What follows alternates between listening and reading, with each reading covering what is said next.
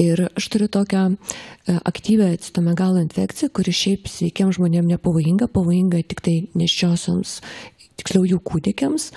Labai grėsminga yra, o šiaip žmonėms ne, tačiau tokiems žmonėms, kuriems imunitetas yra susilpnėjęs, jin yra mirtinai pavojinga. Šiuo metu aš gaunu gydymą ir kol kas man tiesiog gydytojai nepatarė skiepyti. Bet kadangi aš išgirdau, kad galima skiepytis ne tik spalio lapkričio mėnesiais, galima vėliau, aš labai tikiuosi, kad ta infekcija, kuri bus nuslopinta, jei nuslopus, aš galėsiu pasiskiepti ir aš tikrai tą padarysiu.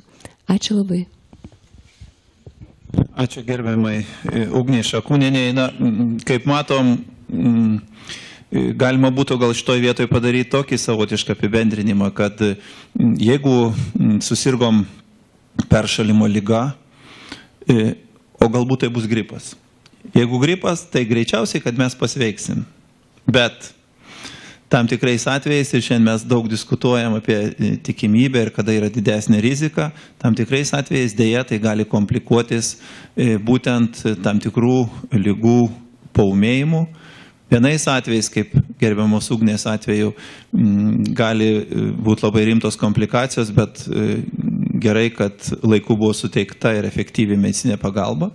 Bet tam tikrais atvejais, dėja, jūs vėlgi, kaip minėjot, savo likimo draugų pavyzdžių, dėja to gali neužtekti ir žmogus gali mirti.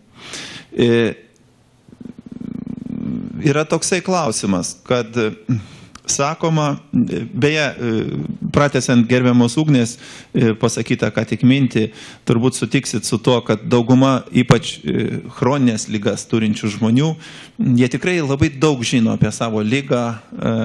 Kitas klausimas, kad būtų gerai, kad remtųsi ne vien iš kažkur kažkokia tai informacija gauta iš interneto, kur neaišku, kokį tinklapį gali nueiti, bet būtent, kad būtų kuo labiau mokslu paremta informacija.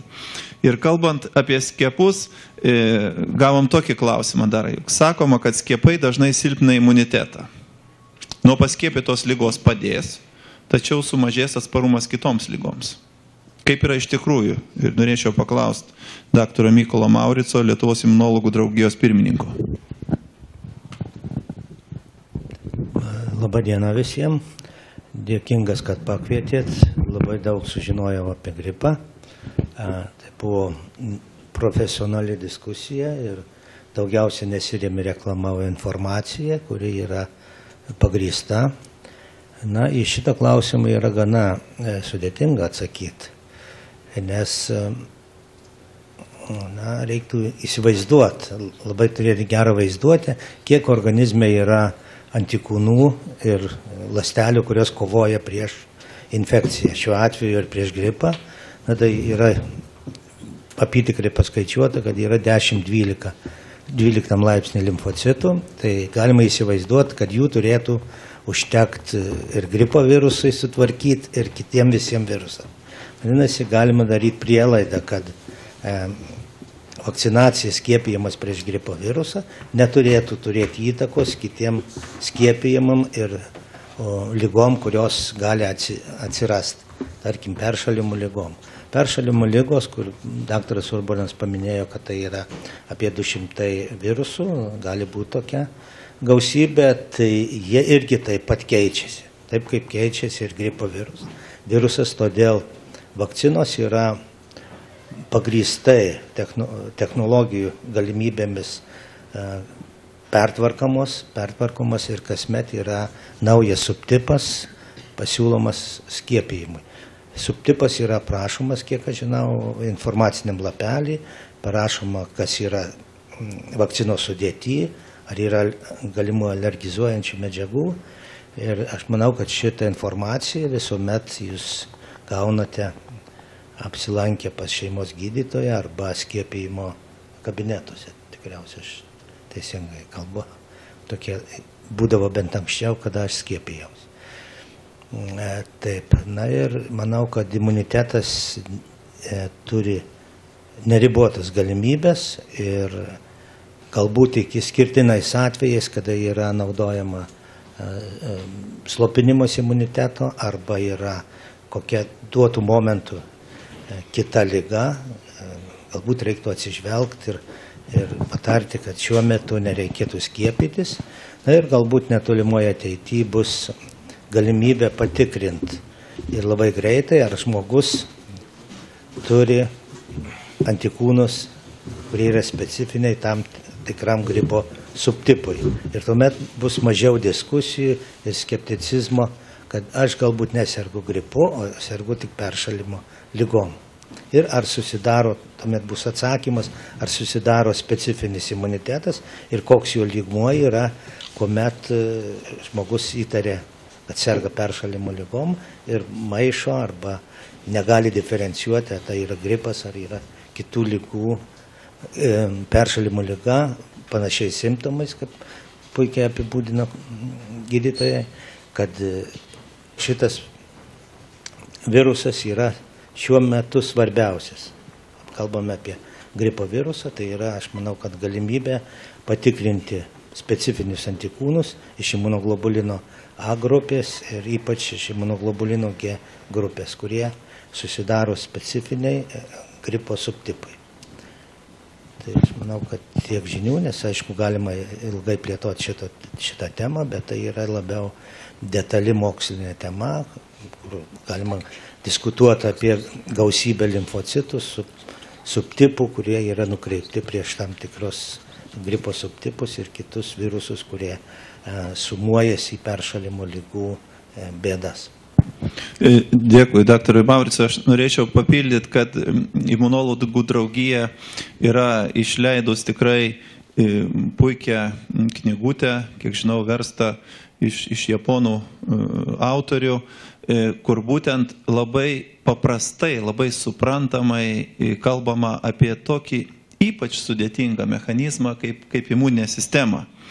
Ir vis tik tai labai svarbu turbūt, kad mes visi tie, kurie ne medikai, o ir medikai, jeigu nėra šitos srities specialistai, kad vis tik tai atkreiptume dėmesį, kad tai yra tikrai gan sudėtingas mechanizmas. Ir pirmiausiai suprastume tai, kad imuninė sistema kasdien, kiekvieną minutę, kiekvieną sekundę būtent saugo mus iš vienos pusės pirmiausia nuo mūsų pačių, nuo mūsų irstančių ląstelių, nuo masės svetimų baltymų, nuo iš išorės ateinančių antigenų.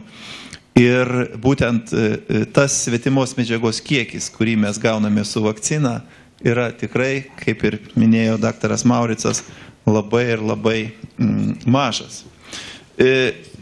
Norėčiau, kad daktaras Urbonas toliau galbūt atsakytų į keletą buvo klausimų susijusių su vaistais, su gripo gydymu.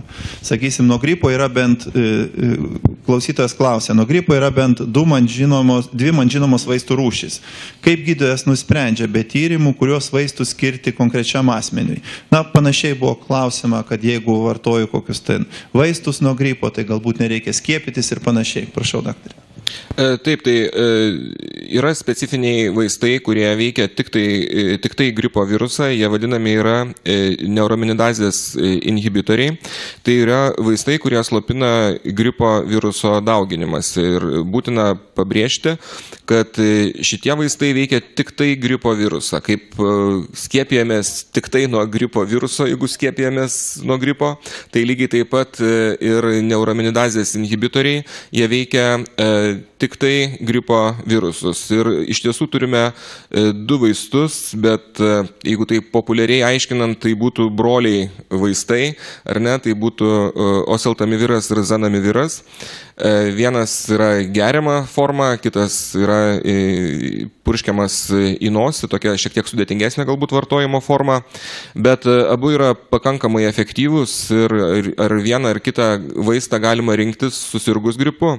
Tik tai jų vartojimo ribotumas yra tas, kad jie yra efektyvūs tuomet, jeigu skiriami per pirmasias 48 valandas nuo to, kai atsirado pirmieji gripo simptomai. Paskyrus vėliau, jų efektas yra panašus į placebo. Kalbant apie rizikos grupių pacientus, tai ko gero geriau skirti tuos vaistus ir po 48 valandų, bet jų efektas jau yra ribotas.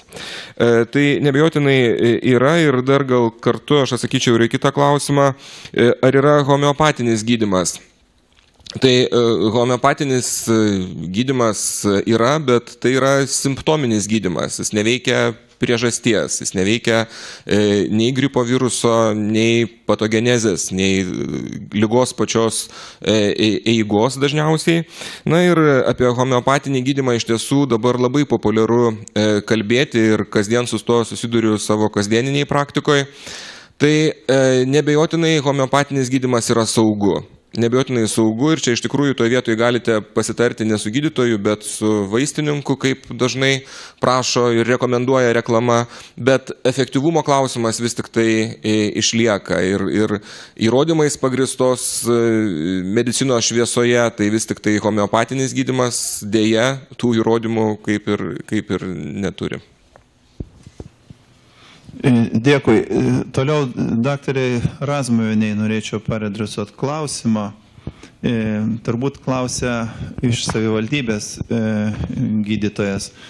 Ar yra reglamentuojamas gripo profilaktikos ir kontrolės priemonių planas, turiu omeny ne pandeminį?